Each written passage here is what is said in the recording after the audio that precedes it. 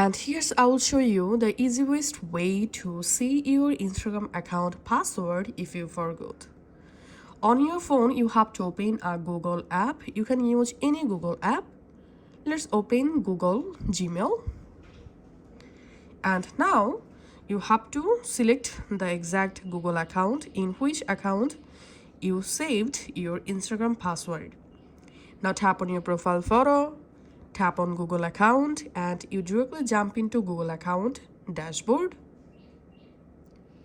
In here, you have to select security.